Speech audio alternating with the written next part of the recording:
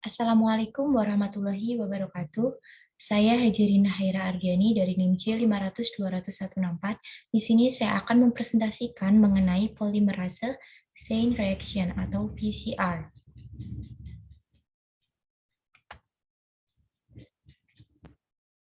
Pertama, apa itu PCR? PCR itu merupakan teknik biologi molekuler yang berbasis enzim untuk mengamplifikasi untai DNA spesifik secara in vitro.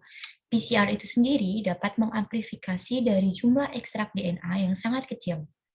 PCR, kesimpulannya ialah teknik untuk mengamplifikasi DNA dengan komponen berupa template DNA primer, tag DNA polimerase, DNTP, buffer melalui prosedur inisiasi, denaturasi, annealing, elongasi, final elongasi, dan final hold.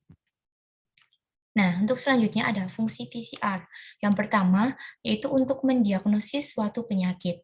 Yang kedua, untuk mendeteksi delesi. Yang ketiga, untuk mengidentifikasi patogen yang berupa bakteri, virus, dan mikroorganisme, serta untuk pembuatan DNA libraries and sequencing. Metode ini tuh dapat menghasilkan berjuta-juta salinan DNA atau kopi DNA, fragmen DNA tertentu, atau disebut juga sebagai dengan DNA target atau DNA of interest atau the sequence of interest. Reaksi berantai ini tuh membutuhkan pengaturan suhu yang optimal dengan beberapa faktor tertentu atau faktor krusial seperti desain primer yang baik, konsentrasi template DNA, dan reagen buffer yang optimal. Dan PCR itu sendiri mampu melipat gandakan jumlah urutan DNA target hingga ribuan bahkan jutaan kali dari semula. PCR itu sendiri terdiri dari siklus-siklus yang setiap penambahan siklusnya itu akan mengamplifikasi urutan DNA sebanyak 2N. Nah, kita harus tahu tentang prinsip dasar dari PCR. Jadi prinsip dasarnya itu sebenarnya adalah sederhana, yaitu reaksi rantai seperti namanya. Maka prinsip PCR itu adalah menggandakan satu molekul DNA menjadi 2 kopi, kemudian 4 kopi, kemudian 8 kopi, dan selanjutnya. Nah, penggandaan ini tuh diperankan oleh protein yang disebut juga dengan polimerase, suatu enzim yang mampu memperpanjang urutan DNA dari nukleotida dan yang telah dimasukkan ke dalam reaksi PCR. Jadi enzim polimerase itu merupakan suatu enzim yang mampu memperpanjang urutan DNA dari nukleotida yang telah dimasukkan. Nah, yang selanjutnya saya akan menjelaskan mengenai siklus dalam PCR. Yang pertama itu ada denaturasi. Denaturasi itu merupakan apa? Denaturasi itu merupakan proses pemisahan untai ganda DNA menjadi untai tunggal yang dia tuh membutuhkan suhu tinggi antara 90 derajat Celcius hingga 97 derajat Celcius. Pemisahan ini bertujuan untuk apa? Bertujuan untuk membuka rantai DNA sehingga dapat dikenali oleh primer dalam reaksi PCR. Yang kedua ada annealing. Annealing itu merupakan proses pengenalan dan penempelan primer pada template DNA. Proses ini tuh sangat penting untuk memastikan bahwa urutan DNA itu yang diamplifikasi itu benar-benar yang dituju. Dan suhu yang biasanya dipakai pada saat proses annealing ini biasanya lebih rendah dibandingkan dengan suhu denaturasi, namun tidak lebih rendah dari renaturasi. Yang ketiga ada proses ekstensi atau elongasi. Dia itu merupakan proses pemanjangan urutan DNA sesuai dengan urutan yang ditempeli oleh primer menggunakan basa nukleotida yang ditambahkan dalam reaksi PCR. Nah, di sini secara lebih lengkapnya lagi ada penjelasan mengenai siklus-siklus dalam PCR. Yang pertama ada inisiasi. Nah, proses yang terjadi dalam siklus inisiasi ini adalah pemanasan dengan suhu antara 94 derajat Celcius hingga 96 derajat Celcius. Yang selanjutnya ada denaturasi. Denaturasi itu merupakan proses pemisahan DNA untai ganda menjadi untai tunggal. Dan yang ketiga ada annealing, yaitu merupakan penempelan primer pada DNA template untai tunggal.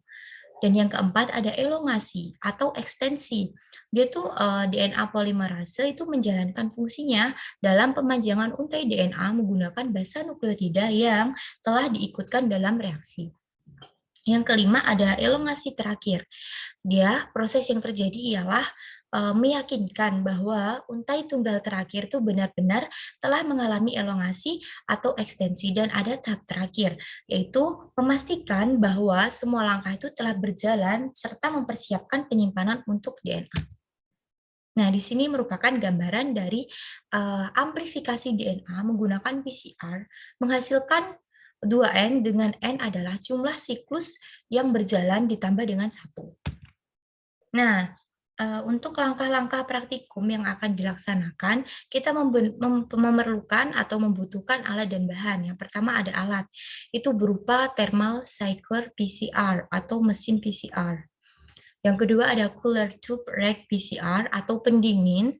Dan yang ketiga ada microtube 1,5 mili, dan ada microtube 200, dan ada micropipet, ada pipet, ada mini centrifuge atau spin down, dan vortex. Dan untuk bahannya, yang pertama kita membutuhkan master mix PCR yang terdiri dari buffer, TNTP, and tag polymerase. Untuk primer atau primer, dia tuh membutuhkan atau terdiri dari forward primer and reserve primer. Dan ada DH2O dan template DNA. Nah, untuk cara kerjanya, berdasarkan praktikum yang pertama, dia tuh menyiapkan master mix PCR. Kita harus memastikan terlebih dahulu bahwa semua reagen itu benar-benar cair dan tercampur. Selanjutnya, dihitung volume yang dibutuhkan untuk masing-masing komponen berdasarkan tabel di bawah ini. Dan yang kedua, kita harus mengatur reaksi, yaitu dengan memindahkan volume yang sesuai untuk PCR, master mix, template, dan primer ke dalam cube PCR. Dan cube tersebut akan ditutup, kemudian akan dicampur dengan cara sentrifugasi. Dan yang ketiga, yaitu menjalankan program PCR. Nah, di sini saya akan menunjukkan alat-alat dan bahan-bahan yang diperlukan dalam praktikum. Yang pertama ada thermal. Ini adalah gambaran dari thermal, teman-teman. Nah, yang kedua ini ada cooler atau pendingin. Dan yang ketiga ini ada microtube 1,5. Nah, ini ada microtube 200, ada micropipet, dan ada mini centrifuge atau spin down. Nah, di sini ada vortex, gambaran dari vortex. Nah, di sini ada primer dan ada nucleus free water dan ada template DNA. Nah, berdasarkan hasil praktikum, yaitu didapatkan produk hasil PCR itu berupa salinan DNA template yang dapat dideteksi dengan elektroforesis. Cukup sekian yang dapat saya sampaikan, kurang lebihnya mohon maaf. Wassalamualaikum warahmatullahi wabarakatuh.